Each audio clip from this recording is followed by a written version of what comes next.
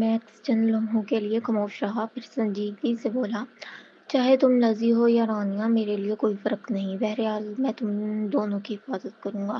وہ لذیذ کا خیال ایسے رکھتا جیسے وہ اس کی بہن ہو۔ جہاں تک رانیہ کے لیے اس کے دل کی محبت کا تعلق تھا، وہ اسے اپنے دل کی گہرائیوں میں چھپا کر رکھتا تھا۔ رانیہ کچھ لمحوں کے لیے الجھ گئی، پھر مشکل سے اٹھ کر بیٹھ گئی اور ہلکی سی بے ساختہ ہنسی ہنس دی۔ یہ کہنے کا شکریہ رانیہ، کیا تم نے کوئی برا خواب دیکھا تھا؟ میکس نے نرمی سے اس کے نم سیاہ بالوں پر ہاتھ پھیرا۔ ابھی وہ پسینے سے شرابور تھی، وہ کچھ عجیب و غریب الفاظ بھی بڑبڑا رہی تھی۔ شاید یہ بخار کی وجہ سے وہم تھا، لیکن مجھے لگا کہ میں نے ایلیزا کو دیکھا اور وہ کہہ رہی تھی کہ وہ جا رہی ہے۔ رانیہ اپنی ہتھیلی کو دیکھتے ہوئے کہا، تمہیں پتہ ہے مجھے ہمیشہ ایسا لگتا تھا کہ وہ گئی ہی نہیں، بلکہ یہ جسم مجھے واپس دینا چاہتی تھی، مگر چونکہ میں نے اسے دغا دار کر دیا، ایلیزا شاید اسے واپس لینا ہی نہ چاہے۔ اسے مایوس اور خود کو الزام دیتے دیکھ میک کا دل درد سے بھر گیا۔ نہیں لذیذ نیک دل ہے، وہ ایسی باتوں کی پرواہ نہیں کرے گی۔ رانیہ کی آنکھوں میں حیرانی جھلکنے لگی۔ میکس نے زبردستی مسکراہٹ اوڑھی اور بولا، میں نے لذیذ کے ساتھ زیادہ وقت گزارا ہے، اس لیے میں اسے بہتر جانتا ہوں۔ وہ واقعی بہت صاف دل اور معصوم لڑکی تھی، ورنہ مونٹی کی میٹھی باتوں کے دھوکے میں کبھی نہ آتی۔ ہم فون پر بات کیا کرتے تھے، لیکن وہ میری نصیحت کبھی نہیں مانتی تھی۔ مونٹی جیسے آدمی جب کسی عورت کو حاصل کرنا چاہتے ہیں تو نرمی اور لاڈ پیار سے لبھاتے ہیں۔ لذیذ چونکہ پہلے کبھی کسی تعلق میں نہیں رہی تھی، اس لیے ان امیروں کے حربوں سے واقف نہ تھی۔ رانیہ نے میں مٹھیاں بھیج لی۔ جب تک وہ مونٹی پر فریفتان ہوئی، تب تک وہ اس سے تنگ آ چکا تھا۔ نادان ایلیزا اس دھچکے کو برداشت نہیں نہ کر سکی۔ میکس افسوس بھری سانس لی۔ وہ تو ایک مرد کے لیے خودکشی تک کر بیٹھی۔ کتنی بے وقوف تھی! وہ بھول گئی تھی کہ مسز واسطی نے کس مشکل سے اسے پالا تھا۔ خوش قسمتی سے تم اس کی جگہ جی رہی ہو، ورنہ مسز واسطی تو خودکشی کر لیتی۔ یہ سن کر رانیہ کچھ دیر تک خاموش رہی، پھر آہستگی سے بولی، یہ سارا وقت میں اپنی ہی بدلے کی آگ میں جلتی رہی، لیکن اب جب واپس جاؤں گی تو ایلیزا کی موت کا بدلہ بھی لوں گی۔ مونٹی، ہاں،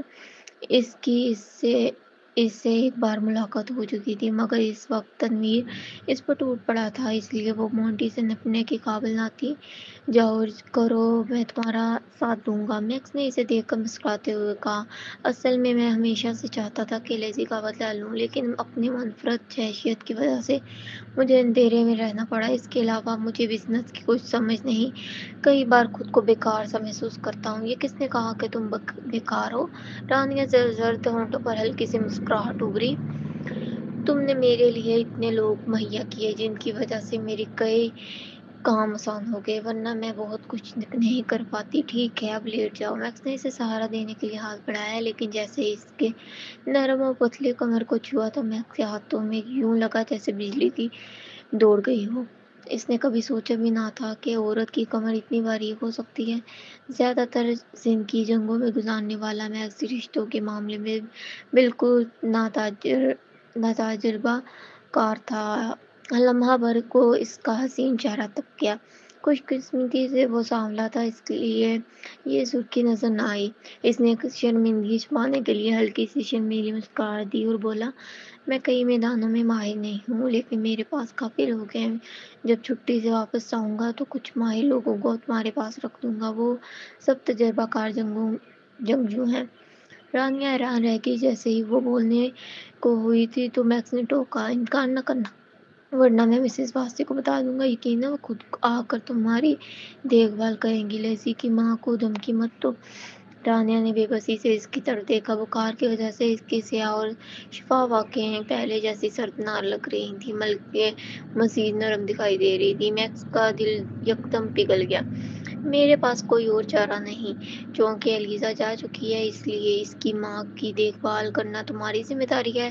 لغاری خاندان سے نپٹنا آسان نہیں ہے۔ کیا پتہ تنویر تمہیں نقصان پہنچانے کے لیے کسی کو بھیج دے۔ اگرچہ وہ فی الحال جیل میں ہے، لیکن لغاری خاندان نے کئی قابل لوگ تیار کیے ہیں۔ رانیہ خاموش ہو گئی۔ وہ اس بات سے بخوبی آگاہ تھی۔ مثال کے طور پر کین جو تنویر کے لیے کام کرتا ہے، پہلے بیرون ملک کرائے کا فوجی تھا اور کئی جانے لے چکا ہے، بہت خوب۔ میکس نے اس کے خاموش ہونے پر اس کے سر پر ہاتھ رکھا۔ جب رانیہ نے اپنے آنکھوں سے گھورا تو وہ سنجیدگی سے بولا، تمہارے بال کافی چکنے ہیں، تو اب تو واقعی انہیں دھونے کا وقت آ گیا ہے۔ رانیہ کا حلق خشک ہو گیا۔ اس کے لبوں پر دفعہ ہو جاؤ کے الفاظ آنے ہی والے تھے مگر وہ رک گئی۔ کیا وہ سمجھتا تھا کہ وہ اپنے بال خود نہیں دھونا چاہتی؟ یہ جگہ اتنی ویران تھی کہ پانی کا استعمال ہی ایک مصیبت لگتا تھا۔ میں تمہارے لیے پانی ابال لاتا ہوں اور پھر تمہیں اپنی بال دھونے کی مہارت دکھاتا ہوں، میکس نے اچانک پرجوش ہو کر کہا۔ رانیہ اپنی بات مکمل بھی نہ کر پائی تھی کہ میکس جا چکا تھا۔ آدھے گھنٹے بعد میکس ایک بالٹی میں گرم پانی لے کر آیا، پھر اس میں تھوڑا تھوڑا ٹھنڈا پانی ملایا تاکہ نیم گرم ہو جائے۔ آؤ میرے، میں اکثر اپنی ماں کے بال دھویا کرتا تھا، میکس نے آستین چڑھائی۔ رانیہ کے باریک لب اس کی جوش کو دیکھ کر بڑبڑائے، چونکہ وہ چکرا رہی تھی۔ بال دھونے سے شاید طبیعت ہلکی ہو جاتی، مگر جیسے ہی وہ لیٹی فوراً پچھتا گئی، ذرا نرمی سے، میرا سر کوئی شکار نہیں ہے، تو پھر میں تمہارے سر کو اپنی بندوق سمجھ لیتا ہوں۔ میں ہمیشہ اپنی بندوق کا بہت خیال رکھتا ہوں۔ یہ سوچ کر میکس نے واقعی ہاتھ ہلکے کر لیے۔ رانیہ خاموش ہو گئی۔ یقیناً وہ کسی وجہ سے ہی ابھی تک کنوارا تھا۔ اصل میں بال دھونا مشکل نہ تھا، مشکل مرحلہ انہیں خشک کرنا تھا۔ کافی سوچنے کے بعد رانیہ نے کینچی اٹھائی اور اندازے سے ناپ تول کر اپنے لمبے بال کاٹ دیے۔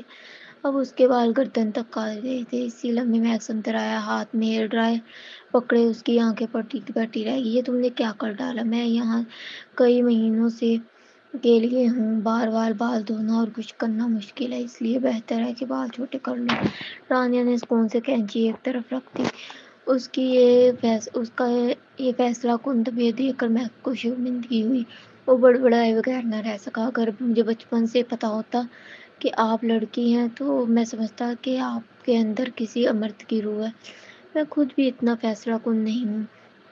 رانیہ نے اس پر بے تاثر نگاہ ڈالی۔ اگر تم اسی طرح برتاؤ کرتے رہو گے تو زندگی بھر تمہیں کوئی لڑکی نہیں ملے گی۔ غلطی ہو گئی مس شیرازی۔ آؤ، میں تو فوراً آپ کے بال سکھا دیتا ہوں۔ میکس نے ڈرائر کا پلگ لگایا۔ 5 منٹ بعد جب اس نے رانیہ کے نئے بال دیکھے تو دم بخود رہ گیا۔ اس کی آنکھیں پٹی کی پٹی رہ گئی۔ جلدی سے اپنی دوا کھا لو، میں کھانا پکانے جا رہا ہوں، یہ کہہ کر وہ تیزی سے باہر نکل گیا۔ رانیہ نے لمحہ بھر تذبذب کے بعد فون اٹھایا اور کیمرہ کھول لیا۔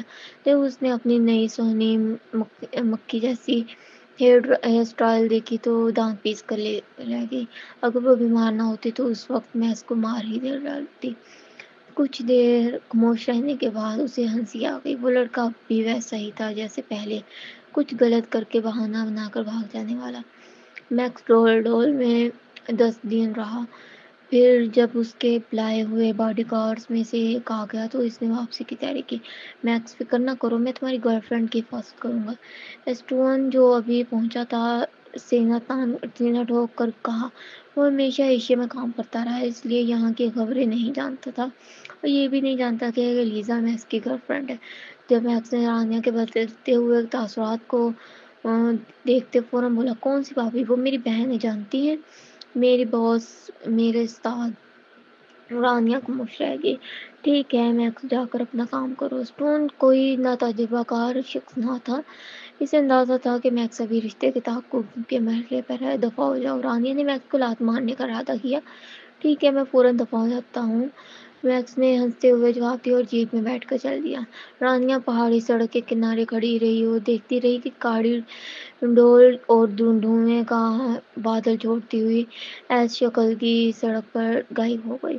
اس کی گہری آنکھوں میں الجھن بھر گئی۔ جب لیزا اس کے خوابوں میں گئی تھی تو اس نے کہا تھا وہ اب بھی کسی چیز سے جڑی ہوئی ہے۔ کس چیز سے جڑے رہنا؟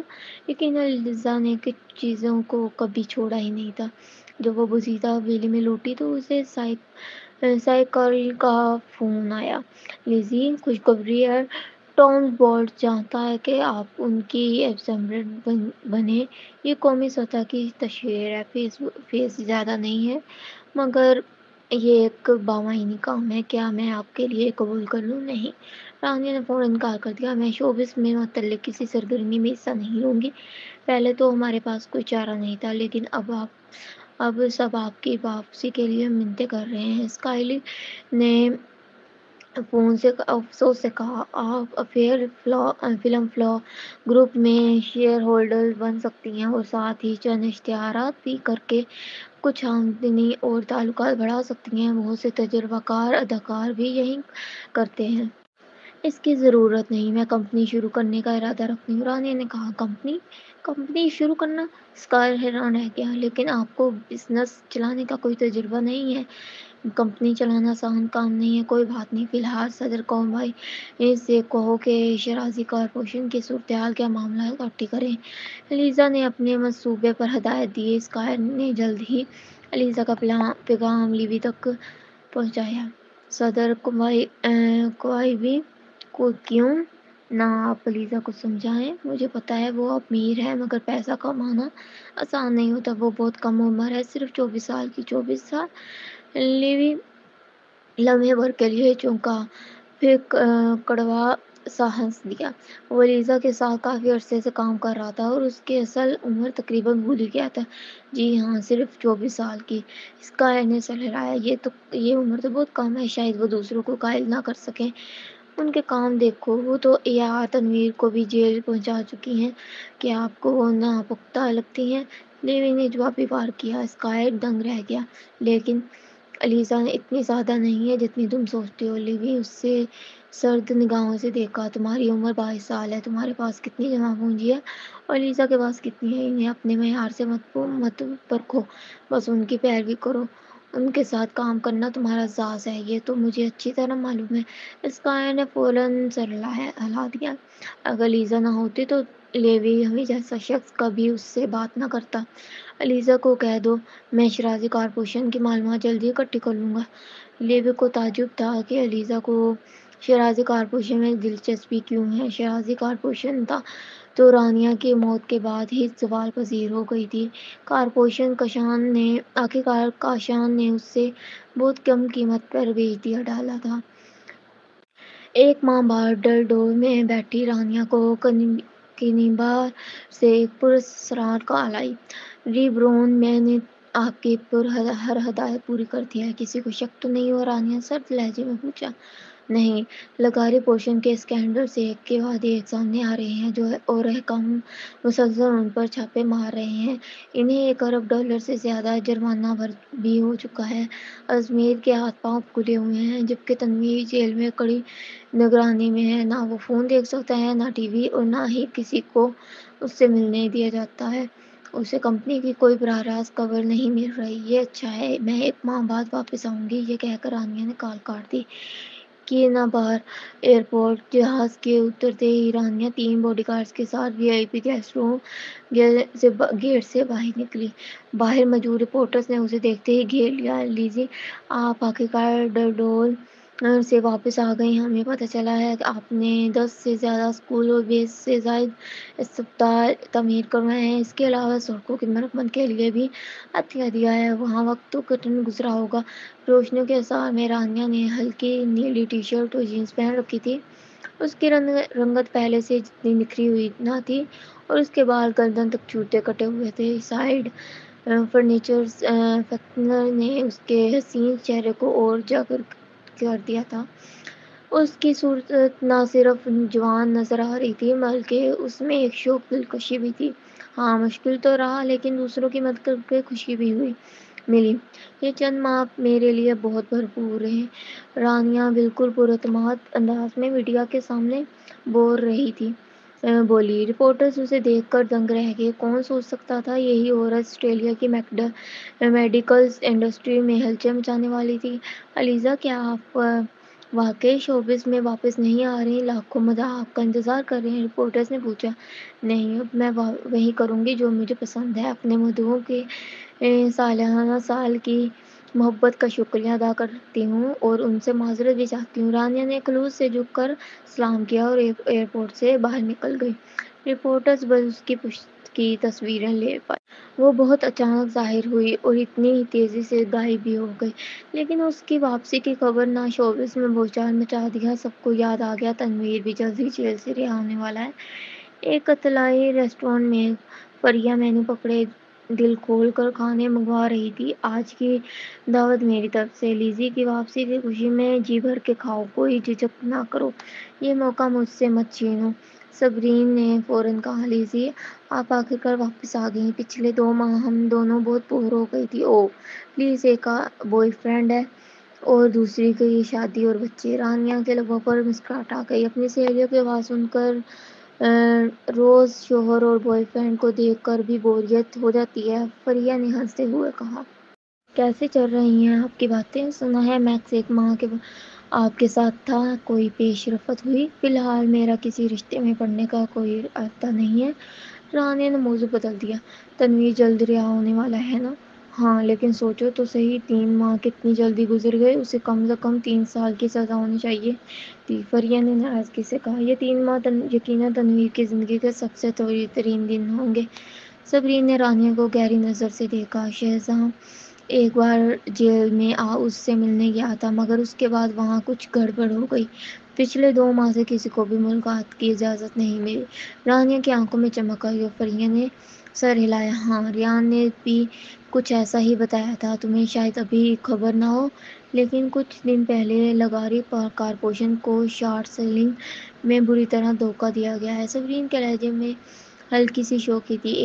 ایک ہی بار میں $90 ارب اڑا لیے گئے، وہ کرنے والا صاف بچ نکلا۔ تنویر کو تو اس کی خبر بھی نہیں ہوگی کیونکہ وہ جیل میں ہے۔ تنویر تو ضرور آگ بگولا ہوگا۔ فریہ کو یہ سب بہت ہی سکون بخش لگا، لیکن پھر بھی یہ سب کچھ زیادہ ہی اتفاقی لگ رہا ہے۔ جویل کارپوریشن کے شیئرز گرائے گئے، ساتھ ہی جیل میں مسئلے ہوئے اور ملاقاتیں بھی بند۔ اب سوچتی ہوں تو ڈر لگ رہا ہے۔ اس کا مطلب یہ ہے کہ بہت سے لوگوں کی نظریں قیمتی جویل کارپوریشن پر ہیں۔ صبرین نے یہ کہہ کر فریہ اور لیزا کے لیے شراب ڈال دی۔ سبھی ہمیں ڈلڈور کی اپنی زندگی کے بارے میں بتاؤ۔ دیکھو تو ذرا، تمہاری رنگت بھی پہلے سے سانولی ہو گئی ہے۔ بات کا رخ جلدی بدل لیا گیا اور سبھی نے ڈلڈور میں پیش آنے والے دلچسپ واقعات بتانا شروع کر دیا۔ رات کے 9 بجنے کے بعد شہزام نے صبرین کو فون کیا، تب جا کے سب نے گھر جانے کا سوچا۔ شہزام کی گاڑی نیچے کھڑی ہے۔ صبرین کھڑی ہو گئی۔ وہ بچوں کو قریبی تھیم پارک لے گیا تھا، آج پھر سیدھا یہاں آیا۔ شاید بچے کھیل کود کر تھک گئے تھے۔ ٹھیک ہے، میں بھی تمہاری ہی طرف جا رہی ہوں، میں بھی ساتھ چلتی ہوں۔ فریہ بھی کھڑی ہو گئی۔ جب تینوں پرائیویٹ کمرے سے باہر نکلی تو فریہ کو احساس ہوا کہ اس نے زیادہ شراب پی لی ہے اور اسے واش روم جانا ہے۔ تم دونوں ذرا رکو۔ فریہ کے جانے کے بعد صبرین دیوار کے ساتھ ٹیک لگا گئی۔ کوریڈور کی مدھم جھلملاتی روشنی میں اس کی حسین آنکھیں دھندلی سی لگ رہی تھی۔ سبھی، کیا تم لغاری کارپوریشن کو برباد کرنا چاہ رہی ہو؟ سبھی نے تجسس سے سر گھما کر صبرین کی طرف دیکھا۔ تم ایسا کیوں کہہ رہی ہو؟ تمہاری مشکلات، پھر تنویر کا جیل جانا، پھر تمہارا $1 ارب عطیہ کرنا اور لغاری کارپوریشن کے نہ ختم ہونے والے اسکینڈلز، یہ سب ایک کے بعد ایک ہوئے۔ ان سب کا آغاز تم سے ہوا تھا۔ صبرین کی نظر آہستہ آہستہ پیچیدہ ہو گئی۔ سچ کہوں تو میں ہمیشہ خود کو ہوشیار سمجھتی تھی، لیکن اب لگ رہا ہے شاید میں اور فریہ تمہیں کبھی سمجھ ہی نہیں سکے۔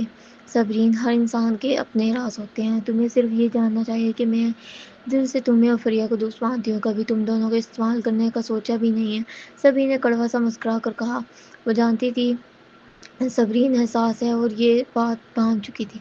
میں نے تم پر کبھی شک نہیں کیا۔ صبرین نے لمبی سانس لی۔ بس یہ ہے کہ جب تنویر تمہیں ذلیل کیا تو تم نے ہمیں کچھ نہیں بتایا، اگر بتاتی تو میں اور فریہ ہر ممکن کوشش کرتے کہ تمہاری مدد کریں۔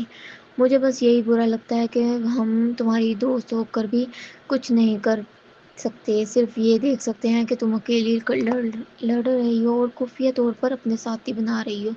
ایسا ہی بہتر ہے۔ یہ معاملہ میرے اور تنویر کے درمیان ہے، تمہیں شہزام کو مشکل میں نہیں ڈالنا چاہیے۔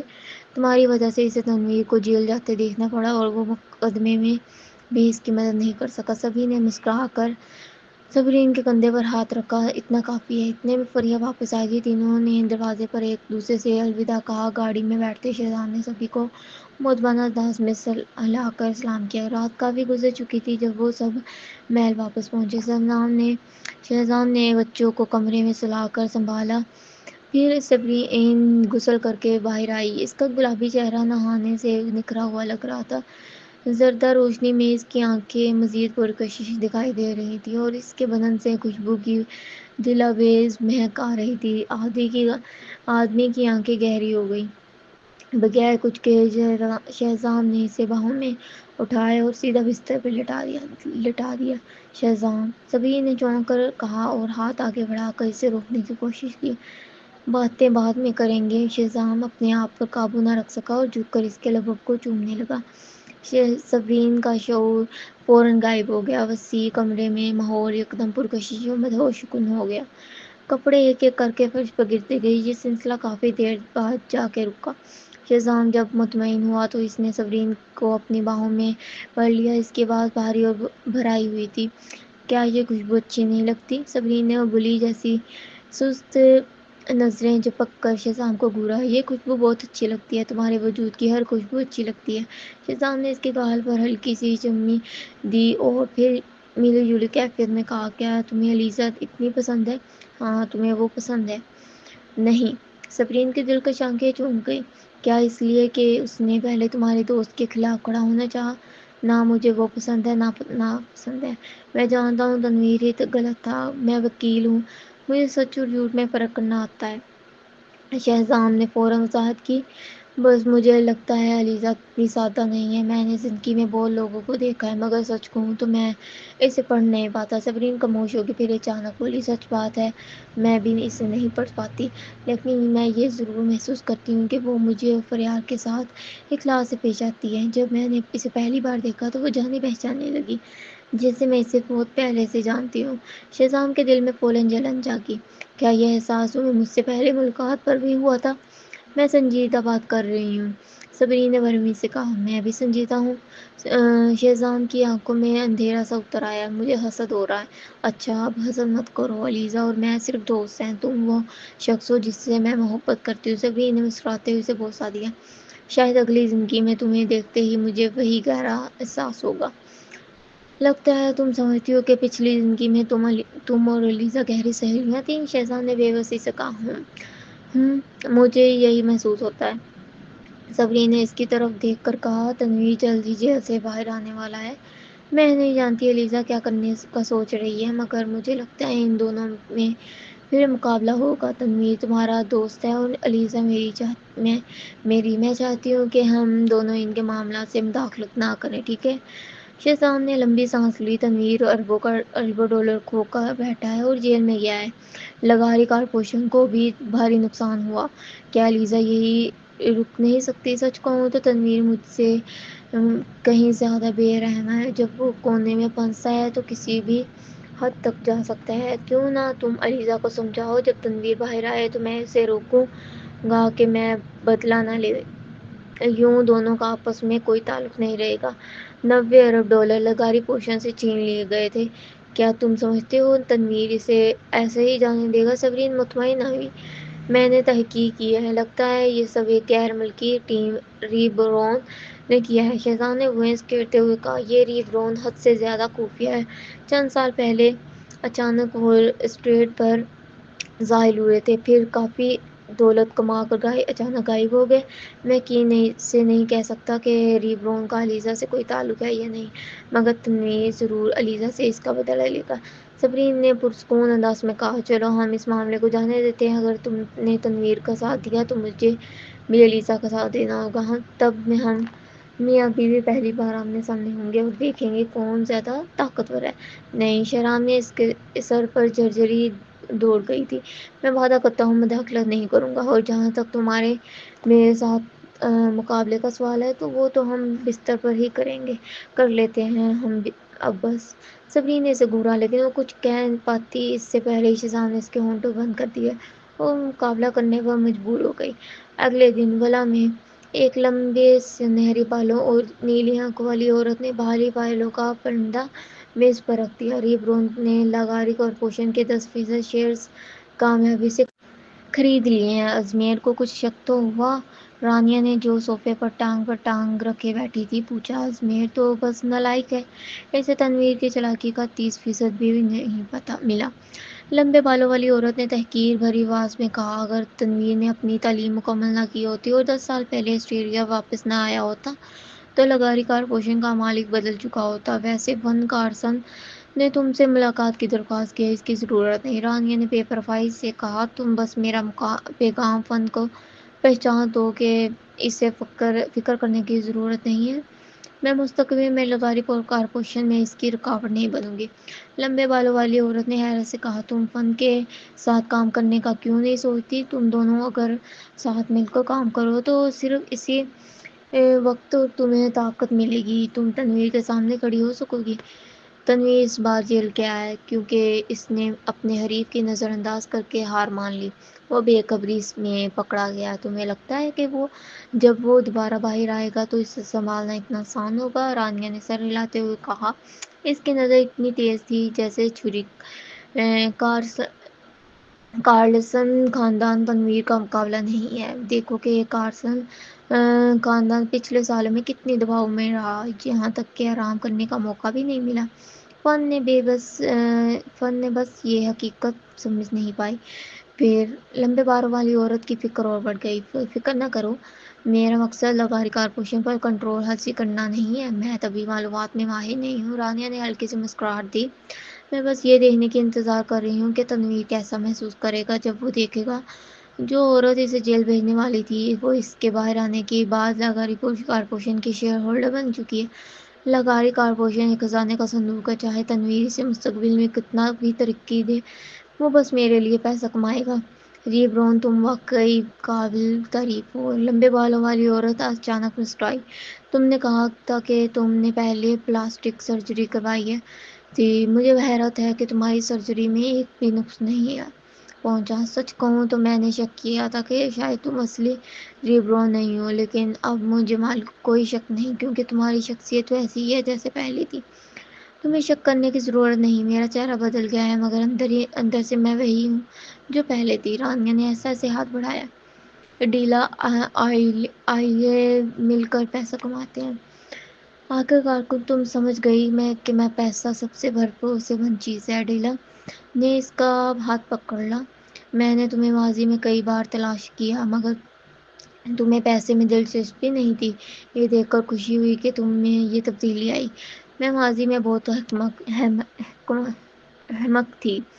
رانیہ نے خود پر ہلکا سا کندھا جھٹک کر کہا، وہ صرف اس بات کے بارے میں سوچتی تھی کہ آسٹریلیا واپس جا کر اپنے والدین کے ساتھ وقت گزارے اور شیرازی کارپوریشن کے میراث حاصل کرے۔ وہ یہ بھی سوچتی تھی کہ وہ تنویر کے قریب ہو جائے گی۔ آخر میں اس نے اپنا خاندان ٹوٹنے پر مجبور کر دیا۔ صبح کے وقت جیل کے باہری دروازے ایسا کھلے، ایک لمبا جسم اندر سے باہر نکلا۔ مرد نے سیاہ ٹی شرٹ پہنی ہوئی تھی، اس کی لمبی ٹانگیں جو ڈیمن جینس میں لپٹی ہوئی تھی پتلی اور سیدھی لگ رہی تھی۔ اس کا بنز کٹ اس کے حسن پر کوئی اثر نہیں ڈال رہا تھا، بلکہ اس نے ایک خوبصورت خدوخال اور واضح کر دیا تھا کہ اس کی صورت کی وضاحت صاف نظر آ رہی تھی، اور اس کے سرد آنکھیں اسے ایسے دکھا رہی تھی جیسے ایک بھیڑیا طویل عرصے سے اپنے راج میں واپس آ رہا ہو۔ تنویر، میڈم لغاری فوراً اس کی طرف بڑھی، تم آخرکار باہر آ گئے۔ جب تم یہاں نہیں تھے تمہارے والد اور بہت پریشان تھے۔ تنویر کی نظر جیل سے اسے لینے آنے والے لوگوں پر گئی۔ اس کے والدین کین اور سینڈی وہاں موجود تھے۔ جب اس کی نظر سینڈی پر پڑی تو اس کا دل زور سے دھڑکا۔ ینگ ماسٹر لغاری، مسٹر اور میڈم لغاری اس دوران بہت فکر مند تھے۔ میں بھی۔ آخر میں اس کے گال سرخ ہو گئے۔ کمپنی کی صورتحال کیسی ہے؟ تنویر سینڈی کی بات پر دھیان نہیں دے رہا تھا، اس نے ازمیر کی طرف نظر ڈالی۔ ازمیر کا دل اٹھ سا گیا۔ تنویر اس کا بیٹا تھا مگر اس کی نظریں اس سے خوفزدہ کر رہی تھیں۔ دوسرے لوگ جیل میں رہ کر تو دماغی طور پر کمزور ہو جاتے ہیں مگر تنویر اور بھی زیادہ سخت ہو گیا تھا۔ کمپنی اندرونی اور بیرونی مسائل کا سامنا کر رہی ہے، ہنٹر نے لاچار ہو کر کہا۔ کارسن خاندان نے تمہارے جیل میں رہنے کے دوران خفیہ طور پر شیئر ہولڈر سے ملاقاتیں کیں۔ وہ چاہتے ہیں کہ تم واپس آ کر بھی کوئی جگہ نہ پا سکو۔ وہ چاہتے ہیں کہ مجھے بورڈ آف ڈائریکٹرز سے بھی نکال دیں۔